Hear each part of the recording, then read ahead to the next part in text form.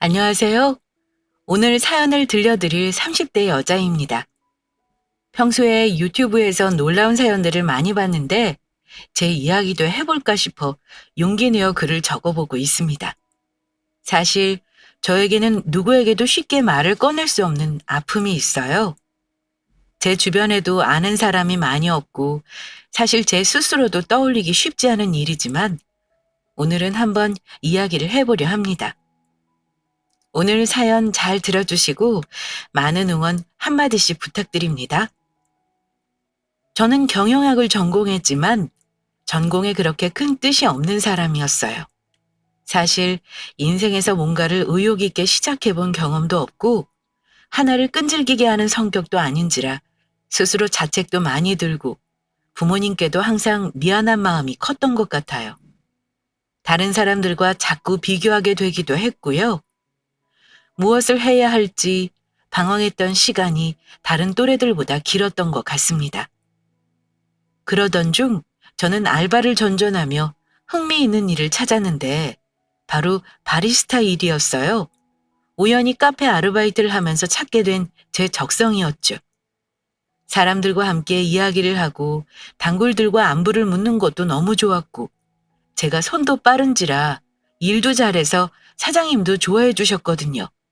그렇게 저는 언젠가는 카페를 열어야지라는 생각을 계속하면서 지내왔던 것 같아요.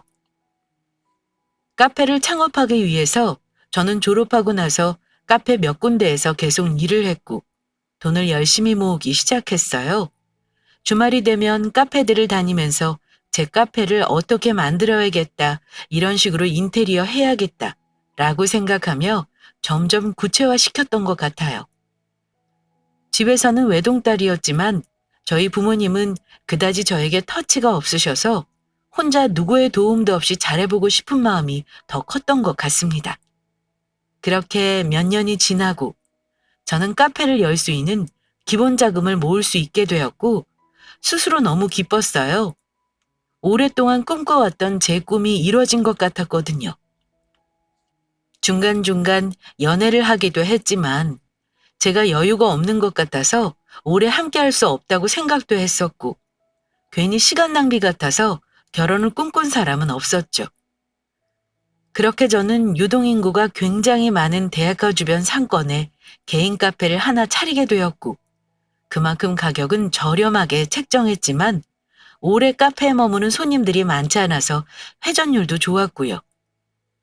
2년 정도 운영을 하니 친해진 단골분들도 많이 계셨고 꼭 오래오래 운영해달라는 손님분들도 계셔서 행복하게 운영해왔던 것 같습니다.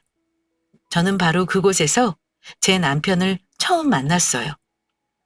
아직도 그때가 꿈에 나오곤 하지만요. 남편은 자주 카페를 들르던 단골 손님이었어요. 자세히는 잘 모르지만 저보다 2살이 많다는 것과 사업을 한다고만 알고 있었고 항상 라떼를 마시곤 했죠. 거의 매일 들러서 안부도 물어봐주고 제가 머리를 바꾸면 누구보다 제일 먼저 알아봐주던 사람이었어요. 제 스스로는 손님과 관계의 선을 지키자라는 생각을 하고 있었지만 저도 모르게 멀끔한 모습에 호감이 가는 제 마음을 막을 순 없었던 것 같아요. 그도 저에게 호감을 느끼고 있었는지 저에게 대시를 하기 시작했고 저 또한 그때 마음이 많이 움직였죠. 은주 씨, 오늘 카페 마무리하고 같이 밥이라도 먹으러 가면 어때요? 오늘 딱 시간이 나서 같이 밥 먹으면 좋을 것 같아요. 언제부터 여쭤보고 싶었는데 혹시나 부담스러우실까봐 이제야 여쭈어봐요. 네, 좋아요. 오늘 9시에 마무리하고 밥 먹으러 가요.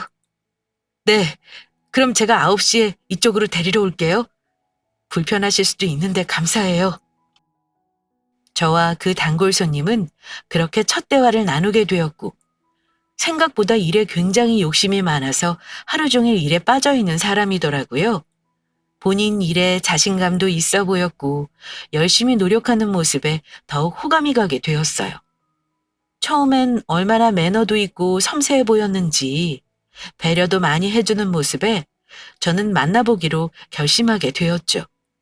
그렇게 저희는 3년간 뜨거운 연애를 했고, 다른 커플들과 다르게 시간이 지날수록 서로 더 사랑하게 되었어요. 나중에는 일주일 내내 함께하고 집에 오고도 서로를 보고 싶어 했죠. 뭐가 그렇게 좋았을까요? 주 7일을 만나고도 서로 좋아 죽던 그 시기에 저희는 결혼을 하기로 결심했어요. 또 다른 누군가를 알아가는 것도 시간 낭비 같았고, 저에게 딱인 짝이 나타났다고 생각했거든요. 저희 부모님은 제가 좋다고 하면 누구를 데리고 와도 상관없어 하셔서 식사 자리를 두어 번 하고는 결혼 준비를 허락받았어요. 관건은 이제 남자친구네 부모님이었죠. 결혼 허락을 받으러 가기 위해서 처음 시부모님을 뵈러 가려고 할 때 남자친구는 엄마가 손주를 빨리 보고 싶어 하신다는 얘기만 슬쩍 해주셨어요. 저는 어느 정도 자금 준비가 되어 있었고 앞으로도 카페를 확장을 할 생각이 있었기 때문에 아이를 빨리 가져도 상관없다고 생각했죠. 어머님은 저를 정말 반갑게 반겨주셨고 아들이 드디어 결혼을 한다고 해서 얼마나 기쁜지 모른다며 활짝 웃으시더라고요. 그러더니 남자친구한테 들은 것 같이 바로 손주 이야기를 하시는 게 아니겠어요? 은주야, 아이 생각은 있는 거지? 네, 저희도 얘기 대충 나누긴 했는데 자연스럽게 그냥 가져도 될 것 같아요. 저희가 직장에 있는 것도 아니라서 저도 오빠도 그렇게 무리가 없을 것 같아요. 그래, 그래, 잘 생각했다. 딸이든 아들이든 무조건 얼른 낳기만 하거라. 손주가 얼마나 보고 싶은지 아주 내가 안달이 났다. 결혼하면 최대한 빨리 가져 꼭. 알았지? 네, 노력해 볼게요, 어머님. 어머님은 생각보다 아이를 더욱 기다리고 계신 듯 했고, 저 또한 아이를 좋아하는지라 그다지 거부감은 없었어요. 자연스럽게 생기면 선물처럼 소중하게 생각할 자신도 있었고요. 남자친구를 보니 옆에서 환하게 공감하듯이 웃고 있었고, 이제 계획만 잘 세워서 아이를 기다리면 된다고 생각했습니다. 그렇게 저희는 자연스럽게 결혼을 올리게 되었고, 해외에서 가족만 모시고 조용히 결혼을 진행했어요. 결혼식이라는 것 자체가 허례허식이라고 생각했고, 남자친구도 잘 맞춰줘서 만족스럽게 결혼식을 마쳤죠. 또 저희 둘 다 외동딸, 외동아들이라 부모님들께서 저희 의견을 존중해 주셨던 것 같아요. 저희 신혼집은 시댁과 친정의 딱 중간에 있었는데 결혼한다고 하면 철이 든다고 하잖아요. 결혼하니 부모님께 더욱 잘하고 싶어지더라고요. 감사한 마음이 들어 저는 주말마다 알바생에게 가게를 맡기고는 시댁과 친정에 가곤 했죠. 다만 시댁에 갈 때마다 저는 듣는 이야기가 있었는데요. 우리 아들이 독자인 건 알지? 아들을 낳으면 4대 독자가 되는 거야. 너가 책임감을 가지고 아이를 가져줬으면 한다.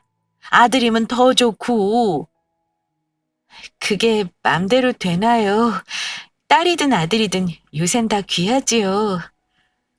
우리 아들도 내가 엄청 귀하게 키웠다. 최선 다해서 아프지 않게 돈 많이 벌게 잘 내줘 하고. 시간이 지날수록 아들에 대해서 자부심도 많으신 게 느껴졌고 얘기를 들어보니 남편과 유대관계도 굉장히 깊은 것 같더라고요. 그게 뭐 나쁠 건 없겠다 싶었어요. 저희도 아이를 바로 준비하고 있었으니까요. 다만 그때쯤 제 인생의 암흑기가 시작되었던 것 같아요. 결론을 말씀드리자면 임신이 잘 안 되었던 거죠. 저도 남편도 처음에는 자연스럽게 기다려보면 언젠간 찾아오겠지라고 생각했지만 6개월이 지나고 1년이 지나며 마음이 조급해졌던 것 같습니다. 어머님도 점점 눈치를 주시는 듯 싶었고 저와 남편도 슬슬 마음이 무거워지기 시작했어요. 아기는 마음을 놓으면 찾아온다곤 했지만 마음을 비우기가 쉽지 않았던 것 같아요. 여보, 왜 자꾸 아가가 안 찾아오는 걸까? 내가 뭔가 잘못하는 걸까? 엄마로서 준비가 안 된 걸까? 아니야. 시간을 두면 찾아올 거야. 우리가 아직 준비가 안 되었나 봐. 우리 산부인과 가서 검사라도 받아볼까? 뭐가 문제인지? 운주가 하고 싶다면 한번 해보자. 검사해보는 것도 나쁘지 않을 것 같아. 그렇게 저는 산부인과를 가서 이것저것 검사를 받게 되었어요. 자세히 지금 제 상태가 어떤지 이야기를 들어보고 싶었거든요. 솔직히 엄청 떨렸어요. 내가 아이를 가지지 못하는 몸이면 어쩌지라는 생각에 가득 차서는 우울해 있기도 했던 것 같습니다. 결과를 들으러 가는 길이 어찌나 멀게 느껴지던죠. 은주 씨, 아무 문제 없어요. 몸 정상입니다. 남편분도 와서 한번 검사를 받아보시는 게 어때요? 우선 날짜를 정해서 드릴게요. 노력해보시고 한 번 더 상담받으시면 좋을 것 같습니다. 다행히도 제 몸은 아무런 문제가 없었고 저는 또 다른 기회를 얻은 것만 같았어요. 아기를 만날 수 있는 몸이고 이제 정말 마음을 차분히 먹고 기다리면 올 것 같다는 설렘도 생겼고요. 남편을 닮은 예쁜 아이를 만날 수 있다는 기대감에 집으로 돌아오는 내내 싱글벙글 웃고 있었던 것 같아요. 다만 남편도 의사 선생님이 말씀하신 대로 산부인과에서 함께 검사를 하면 좋겠다고 생각했어요.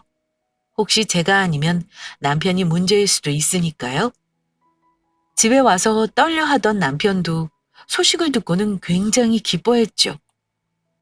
오빠, 나 오늘 병원 다녀왔는데 나 정상이래. 아무 문제 없대. 다행이지. 얘기 듣고 얼마나 기뻤는지 몰라 정말. 정말? 와, 정말 다행이다. 그럼 우리 어떻게 하면 된대? 거기서 얘기해 준 거 있어? 오빠도 한번 검사 맡아보라던데 시간 돼? 가서 한번 다 검사 받으면 좋을 것 같긴 같더라고. 그래, 나도 검사 한번 다녀와야지. 엄마가 얼마나 난리인지 검사는 나도 해보고 싶었어. 문제가 있으면 고치면 되고 방법을 찾으면 되는 거니까 그게 걱정하지 말자 우리. 우선 최대한 노력해보자. 그래. 내가 예약 잡아줄 테니까 시간 말해줘. 한번 다녀와봐. 얼른 나도 우리 애기 만나고 싶어. 남편은 저와 같은 병원으로 검사를 받으러 가게 되었어요. 사업이 바쁜 와중에도 가서 검사를 받더라고요. 남편도 이렇게나 간절하구나 하는 생각이 들었고 아가만 찾아와 주면 딱 좋겠다는 생각을 했죠. 저는 남편에게 전화를 해서 결과를 물어봤어요. 혹시나 문제가 있으면 어떡할까 걱정도 많이 되었지만 방법은 무조건 있겠지라고 동시에 생각도 했고요. 오빠 뭐래? 결과 들었어? 응, 결과 들었는데 나도 정상이래. 다행이라고 하시더라고. 문제될 부분이 아예 없다고 하셔. 정말? 와, 다행이다. 이제 우리 마음 비우고 아기만 기다리면 금방 생길 것 같아. 우리 은주도 고생 많았어. 걱정 많았지? 우리 곧 아기 찾아올 것 같아. 느낌이 그래. 그럼 다행이지. 지금 다 기다리고 있잖아. 아, 어머니께도 말씀드렸어? 말씀드리니까 다행이라고 하시네. 우리 둘 걱정 많이 하셨거든. 내가 잘 말씀드렸어. 아무 걱정하지 말고 그냥 마음 편안하게 가져 은주야. 다행히 남편 몸도 정상이었고 우리에겐 문제될 게 아무것도 없었는데 왜 아기 천사가 찾아오지 않았던 걸까요? 저희는 간절함으로 약도 먹고 민간요법도 하며 말 그대로 아이가 생긴다는 별짓을 다 했지만 아이가 찾아오지 않더라고요. 그렇게 저희는 큰맘 먹고 시험관도 시도해 보았지만 계속해서 실패하고 말았습니다. 이쯤 되니 굉장한 좌절감이 들고 죄책감이 시달려 불면증도 생기더라고요. 우울증도 생겨서 저는 정신과 약도 같이 복용해야 하는 정도까지 왔습니다. 카페도 제가 신경을 쓰지 못하니 계속해서 알바생으로 운영을 하고 있었고요. 이런 상태를 남편은 모두 보았고 저희 친정과 시댁 모두 알고 있었는데 친정 부모님은 제가 딸이다 보니 안쓰러움이 더 크셨는지 아이가 뭐가 중요하냐, 요새는 안 낳고 잘 사는 사람 많다더라라고 말씀하시더라고요. 다만 며느리는 정말 남인 건지 시댁에서, 아니 시어머님께서 저에게 계속해서 눈치를 주시기 시작하셨습니다. 집에 갈 때마다 이제는 아기 얘기를 하기도 지친다면서 너가 문제가 있는 게 아니냐며 구박을 하시기 시작하신 거였어요. 얘 은주야, 너 몸에 문제 있는 거 아니니? 우리 아들은 문제가 있을 리 없고 남들은 둘째에 셋째에 잘만 보는데 왜 너희만 안 생기는 거니? 죄송해요. 그러게요. 저도 왜 안 생기는지 이제는 잘 모르겠어요. 너가 문제지. 굿이라도 해야 되는 건지 원. 옛날에 너 낙태했거나 유산했던 경험은 없니? 그러면 안 생긴다던데. 네? 아니 무슨 그런 말씀을 하세요, 어머니. 가뜩이나 안 생겨서 너무 속상한데 저 그런 적 없어요. 왜 그렇게 화를 내니? 혹시 몰라서 물어보는 거 아니야. 너가 뭐가 문제인지 알아야 할 거 아니야? 저 그런 적 없어요. 그냥 아기가 준비가 안 되었는지 안 찾아오는 거겠죠. 왜 그렇게 상처를 주세요? 이거나 가져가라. 아기 생긴다는 부적이야. 집안 곳곳에 좀 붙여놔라. 어머님, 저 기독교예요. 집에 부적 붙여놓고 싶지 않아요. 그리고 억지로 그렇게 오라고 해서 아기가 오는 것도 아니잖아요. 그리고 왜 제 몸만 문제예요? 저도 남편도 같이 병원을 갔었는데 모두 정상이라고 했었는데요.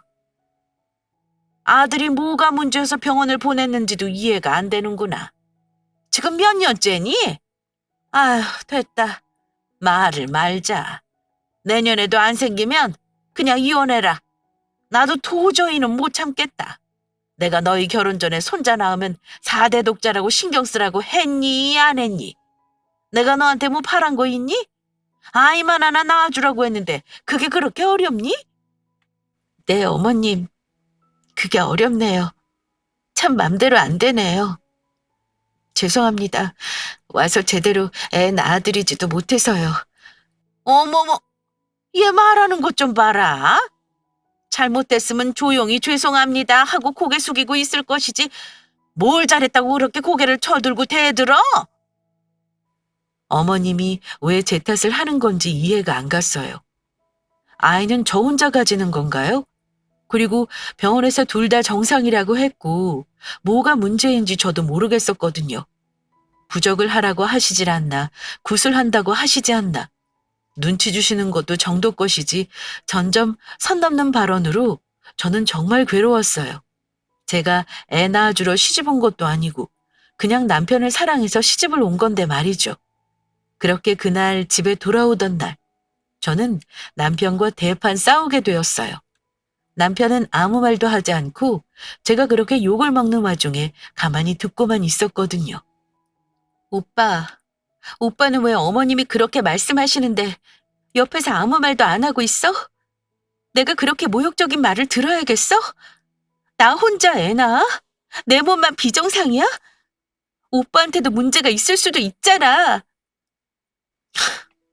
은주야, 사실 엄마가 틀린 말 한 거 없잖아. 결혼하기 전부터 내가 엄마 손주 그렇게 원한다고 말했고 너가 잘못한 건 아니지만 사실 너 몸이 안 좋을 가능성이 더 높지 않을까?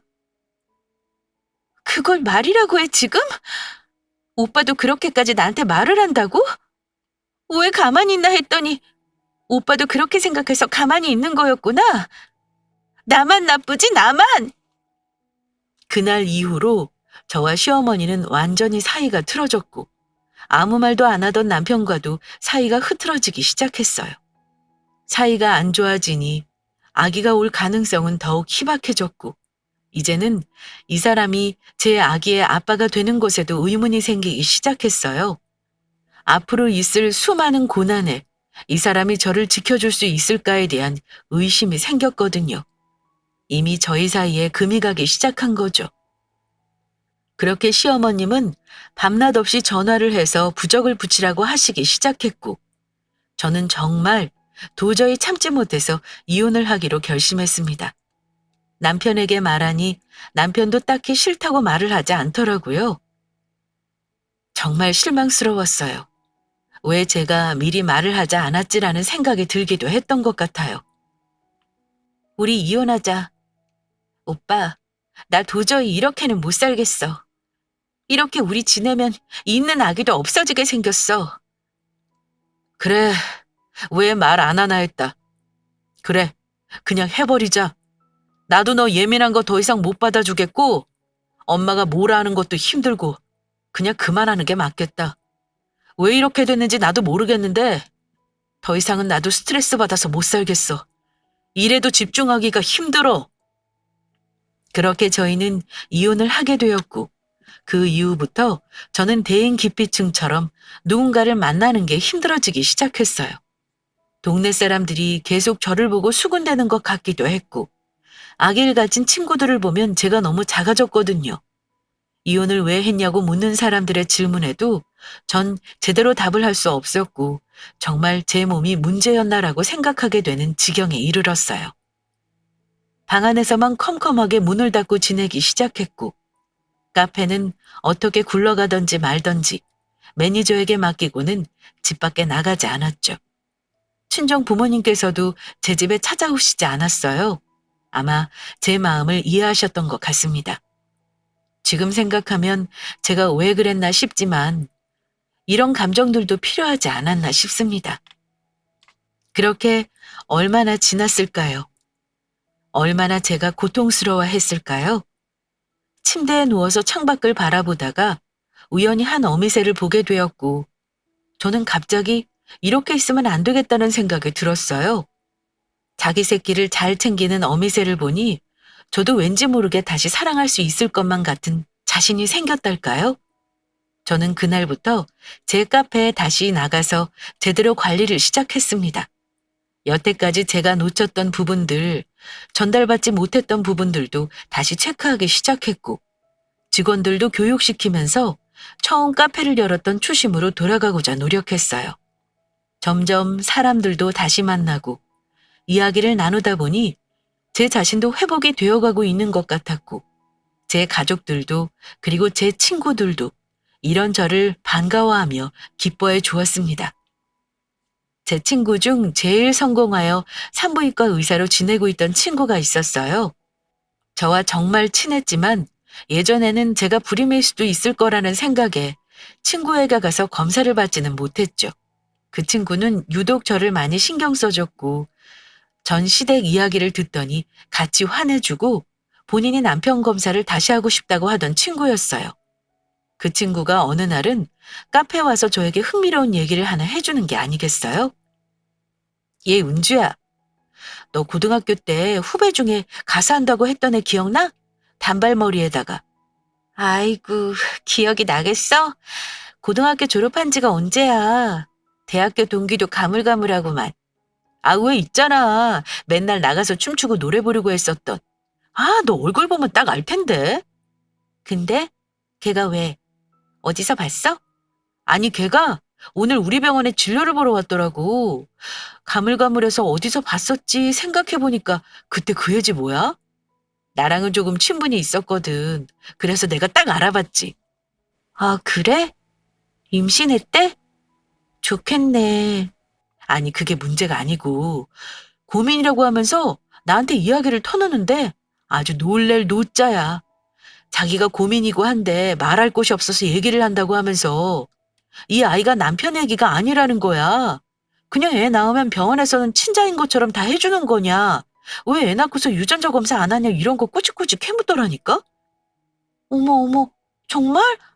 대박이다. 그치? 사진 보여줄까? 내가 어제 고등학교 때 사진 다 뒤져서 찾았어. 얘 봐봐. 아, 난 기억이 안 나는데. 진짜 세상 별일 다 있네. 세상 무서운 줄 모르고 참. 내 말이 내가 남편한테 말하는 건 아니지만 어떻게 사람 대 사람으로 그럴 수가 있어? 남편은 지 자식인 줄 알고 애지중지 키울 거 아니야. 그렇겠지. 아주 남들은 애가 잘만 생기는구만. 정말 생각도 안 나는 가물가물한 고등학교 후배 이야기였고 엄청 흥미로운 얘기였어요. 마치 드라마 같았달까요? 요새도 그렇게 겁없이 친자도 아닌데 속이고 나는 사람들이 있더라고요. 당돌하다고 생각을 했죠. 그렇게 1년이 거의 다 지났을까요? 카페 앞으로 갑자기 익숙한 모습이 보이는 게 아니겠어요? 정말 충격적이게도 전 시어머니였어요. 제가 잘못 봤나 싶어 저는 눈을 계속 비비고 있었죠. 양심이 있다면 여기에 올 수 없을 테니까요. 근데 자세히 보니 아기를 안고 있는 게 아니겠어요? 은주야, 오랜만이다. 아유, 카페 잘 되네. 어쩐 일이세요? 저희가 이렇게 볼 사이는 아니지 않나요? 쫓아내실 땐 언제고 왜 제 발로 여기까지 오셨어요? 예, 왜 그렇게 사납게 구니? 할 말 있어서 온 것뿐인데. 전 없으니 나가주세요. 저희 아무 사이 아닙니다. 오히려 남보다 못한 사이인 거 아시죠? 아가 좀 봐라. 어떻니? 우리 아들이랑 아주 빼다 박았지? 누군데요? 누구긴 누구야. 우리 손자다. 새로 결혼한 아가가 아주 기똥차게 낳아줬지 뭐니? 이것 봐라. 우리 아들은 멀쩡한데 네가 문제였잖아. 그 말씀하시려고 여기까지 오셨어요? 애기까지 데리고요? 참 할 일도 없으시네요, 정말. 나가주세요. 업무방해로 신고하기 전에. 아유, 뭘 그렇게까지. 아가도 여기가 싫은가 보다. 우는 거 봐. 아무튼 잘 지내려무나. 종종 애기 데리고 들릴게. 뭘 굳이 들르세요? 애기한테 뭐가 좋다고. 들어가세요. 다시 안 봤으면 하네요. 진짜 어이가 없었어요. 또 언제 결혼을 하고 언제 애를 낳은 건지 정말 어이가 없더라고요. 굳이 카페 와서 자랑을 하는 꼴을 보고는 제가 참 이혼을 잘했다라고 혼자 생각하고 있었어요. 이제는 화도 나지 않고 그냥 황당할 뿐이었습니다. 정말 한 번만 더 찾아오면 영업방해로 신고할 참이었고 2번 다시 보고 싶지 않았거든요. 전 카페에만 집중을 했고 카페는 제가 열심히 투자하는 만큼 점점 더 큰 수익으로 돌아오기 시작했어요. 오랜 기간 연구하고 고민한 끝에 내놓은 디저트가 대박이 나게 되었거든요. 친절하고 손빠른 직원도 두니 단골 손님들도 점점 늘어갔고 커피가 맛있는 집으로 소문이 나서 지방에서 올라오시는 분도 계셨어요. 또 오픈하기 전부터 디저트를 포장하려고 줄이 쭉 서 있곤 했죠. 그렇게 저는 카페를 2호점을 내게 되었고 본점도 확장까지 진행하게 되었어요. 정말 제가 운이 좋았죠. 이 소식이 어머님께도 전해졌는지 갑자기 어머님이 오는 횟수가 느는 것 아니겠어요? 바빠 죽겠는데 말이에요. 제가 얼마나 만만했는지 계속해서 카페를 찾아와서는 황당한 이야기를 늘어놓는 게 아니겠어요? 너 이거 확장하고 2호점 냈다며? 그 돈이 다 어디서 나서? 그걸 제가 말씀드려야 하나요? 아니, 서울 한복판에서 돈이 어마어마하게 들었을 것 같은데 그 돈 위자료지? 우리 아들이 이혼할 때 준 돈이지? 아주머니, 저 돈 엄청 벌었어요. 그 돈으로 다 한 거예요. 돈도 없어서 쥐똥만큼 줘놓고는 무슨 말 같지도 않은 소리를 하세요? 짜증나게. 앞에 줄 서 있는 거 안 보이세요? 나가주세요. 맞잖아. 우리 아들 돈으로 이거 한 거 맞잖아. 아니면 결혼해서 꽁쳐놓은 돈으로 너 확장한 거지? 너가 어디서 갑자기 이렇게 큰 돈이 생겨? 나한테 일부 다오. 아줌마, 정신 차리세요. 이제서야 제가 돈 많이 버는 것 같으니까 배 아프세요? 그렇게 귀한 사대독자 낳아준 며느리랑 아들이랑 행복하게 사세요. 말 같지도 않은 소리 하시지 마시고요.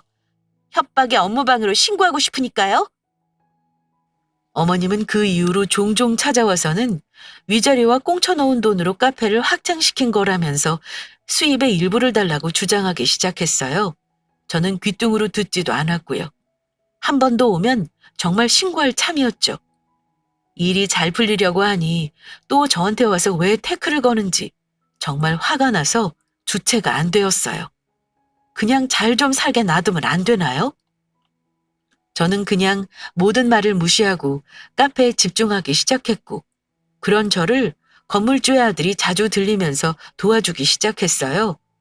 처음에는 자주 들리던 손님인 줄로만 알았는데 나중에 건물주 부부께 들어봤더니 변호사 일을 하고 있는 아들이라고 소개해 주시더라고요. 그 이후로 만날 때는 쉽게 얘기를 하지 못했던 이야기도 털어놓으면서 고소가 가능한지 전시댁을 신고하는 게 좋을지에 대해서 상의도 많이 하게 되었고 가까워지게 되었어요. 저를 진정으로 위로해주면서 일도 도와주고 제 마음도 어루만져주는 그 사람이 저는 참 고마웠죠. 그렇게 저희는 호감이 생겨 조심스럽게 만나기 시작했고 걱정만 많은 저를 항상 안심시켜주는 사람이었어요. 항상 지켜주겠다고 꼭 결혼하자고 말하는 사람이었죠. 저도 상처가 많았지만 이 사람을 한 번 더 믿고 시작해보기로 결심했고요. 그렇게 남자친구와 결혼 얘기도 하고 행복하던 어느 날 또다시 어머님이 찾아왔어요. 이번엔 며느리처럼 보이는 사람과 같이 찾아온 게 아니겠어요? 전 바로 112에 업무방해로 신고를 했고 들어오지도 못하게 막았죠. 더 이상 들어오지 마세요. 제가 분명히 쓸데없는 소리 하시는 거면 오지 말라고 말씀드렸어요. 112에 신고 다 했어요. 며느리 앞에서 망신당하고 싶지 않으면 그만하세요. 단호하게 말하면서 며느리를 보는 순간 저는 충격을 받아 입을 닫을 수가 없었어요.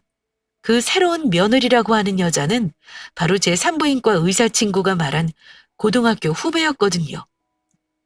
요즘 사진도 보여줬던지라 저는 한눈에 따갈 수 있었어요. 잠시만, 저분이 며느리예요? 그래, 맞는데 왜? 우리 4대 독자 낳아준 며느리다. 너보다 훨 낫지? 갑자기 그 말을 듣자마자 머릿속으로 이 생각 저 생각이 들기 시작했어요. 저 아이가 친자가 아닌 것을 알게 되면 이 아줌마는 어떨까? 전 남편은 어떨까? 그렇게 4대 독자에 집착하더니 이 아이는 이 집하고 연관도 없는 자식이었던 걸 알면 어떻게 될까요? 저는 제가 애를 낳지 못해서 쫓겨났던 복수를 하기로 결심했어요. 좋은 게 좋은 거다라고 생각하고 넘어가기엔 제가 겪은 일들이 너무 컸으니까요. 그래요, 좋아요, 어머님. 이 돈 수입 분배 해드릴게요. 하도 말씀하시니까 저도 힘들고 틀린 말씀도 아니신 것 같아서 그렇게 하려고요. 대신 전 남편도 오늘 밤에 이 카페로 오게 해주세요. 아, 아버님도요. 변호사 옆에 두고 제가 각서라도 써드릴게요. 그게 확실하잖아요? 그래, 좋다. 이렇게 나오니 얼마나 좋아. 이제 너가 정신을 차렸구나. 네, 그랬나 봐요. 그렇게 원하는 대로 다 드릴 테니 꼭 모두 데리고 오세요. 증인은 많으면 많을수록 좋대요. 그래, 잘 생각했다. 그러마. 저는 친자가 아닌 것을 확신하며 모두를 카페로 부르기로 했어요. 그곳에서 친자가 아닌 것을 밝히기로 했거든요. 세상이 좁다 좁다. 이렇게 좁을 수가 있었을까요? 산부인과 의사 친구에게 전화해보니 그 상태로 남편을 속이고 애 낳은 지 좀 됐다고 했으니 저 아이는 전 남편의 친자가 아님을 확신했어요. 변호사인 남자친구에게 이 상황을 모조리 말하게 되고 옆에 잠깐 있어달라고 부탁을 했죠. 남자친구는 흔쾌히 알겠다고 하면서 어디 한번 두고 보자고 말을 하더군요. 그렇게 밤이 되고 그 돈을 받겠다고 전 남편, 시부모님, 그리고 새로운 며느리, 제 고등학교 후배까지 모두 카페에 모이더라고요. 저는 제 돈을 줄 생각이 콩할 만큼도 없었고 얼굴도 너무 보기 싫었지만 복수를 위해서 참기로 합니다. 그래, 은주야. 다 모였으니 어디 한번 각서 좀 적어봐라. 변호사분이신가 보지? 네, 맞아요. 어머, 근데 애기도 왔네? 4대 독자라 그런지 아주 튼튼하네요. 그치? 아주 얼마나 이쁜지 모른다. 너가 못한 걸 얘가 대신해줬으니 고마워해야지. 근데요, 어머님. 전 남편도 며느리도 눈동자가 검은색인데 아가 눈동자가 아주 연한 갈색이네요? 그럴 수가 있나? 이 말을 하자 옆에서 며느리가 움찔하는 게 느껴지더군요. 저는 계속해서 말을 이어나갔어요. 진짜 웃기다. 저기 아줌마, 당신 아들 닮은 곳이 하나도 없는데 좋아요? 그냥 애기라서 구분이 잘 안 돼요? 뭐? 그게 무슨 소리야? 너가 못 나왔다고 깽판 부리는 거냐?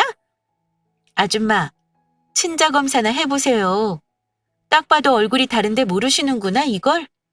친자 검사 해보시고 일치 나오면 저 깨끗하게 지분 일부 드릴게요. 결과지는 다 같이 있을 때 열어보는 걸로 하고요. 그래, 좋아. 너 그 말 꼭 지키거라.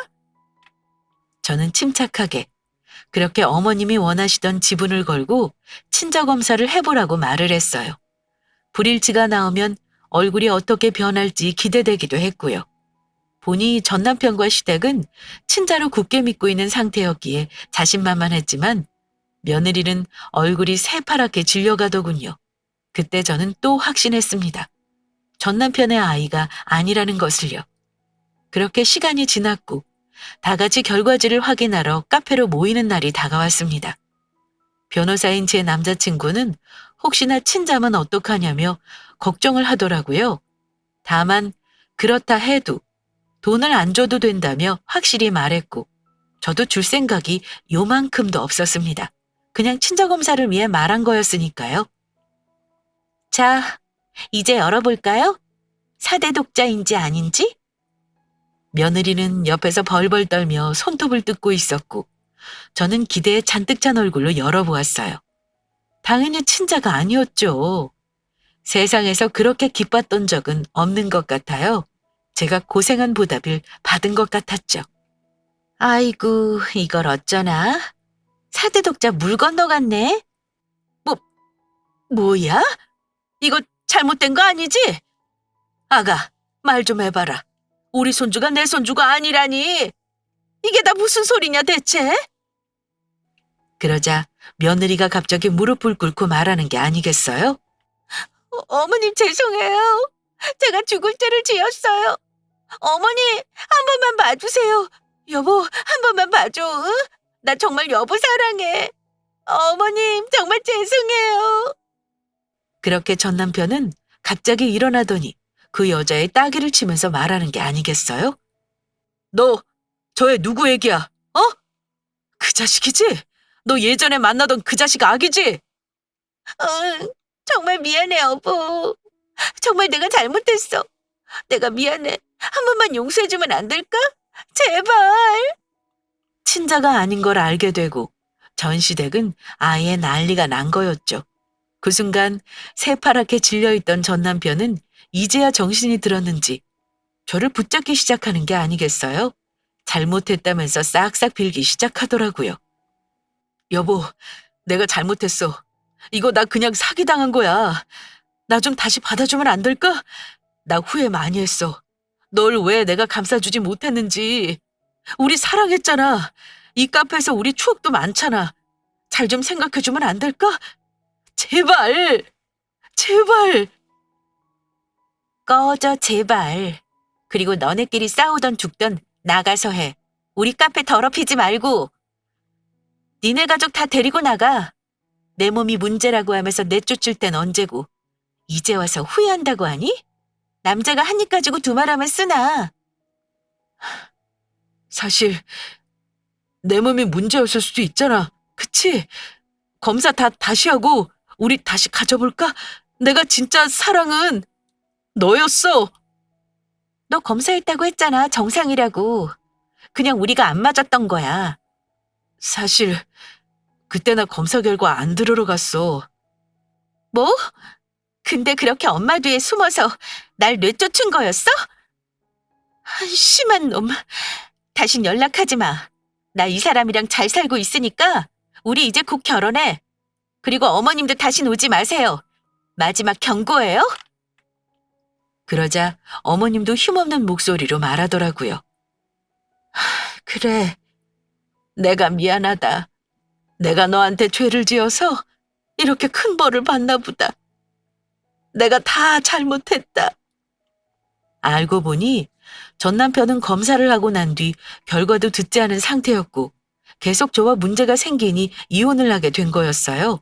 그리고 나선 아이를 다시 갖자고 노력해보자며 저에게 용서를 빈 거였죠. 나중에 들어보니 남편이 불임이었다고 하더군요. 그 소식을 알고 나서는 어머님도 전 남편도 전화 와서는 사과를 하며 아이 욕심 부리지 않을 테니 함께 살아달라고만 하더라고요. 자존심도 없는지 말이죠. 며느리는 아이와 함께 쫓겨났다고 들었고 전 남편은 집에서 호혜 속에 술만 먹고 있다고 하더군요. 어머님도 동네 사람 붙잡고 얼마나 저를 다시 붙잡고 싶은지 계속 말씀하신다고 하고요. 이와 반대로 저는 정말 행복한 나날들을 보내고 있어요. 변호사 남자친구와 결혼을 해서 결국은 제 남편이 되었고 제 아기도 생기게 되었거든요. 듬직한 제 남편과 곧 나올 제 아이와 함께 행복한 가정을 꾸려나가려고 합니다. 제 카페는 점점 더 잘 되어 사무점도 계약하려고 하는 중이라 바쁜 나날을 보내고 있어요. 세상사 나쁜 일을 하면 정말 벌을 받더라고요. 왜 그렇게 제가 구박을 받고 쫓겨나는지 한참을 고통스러워하고 힘들어했는데 이제는 그 소굴에서 벗어난 것 자체가 하늘이 저를 도와주신 게 아닐까 하는 생각이 들곤 합니다. 이제 따뜻한 봄날만 남았다고 생각하고 따뜻한 마음으로 하루하루를 보내려고 해요. 오늘 제 이야기는 여기까지입니다. 구독자분들 가정에도 항상 좋은 일만 있길 기도하겠습니다. 감사합니다.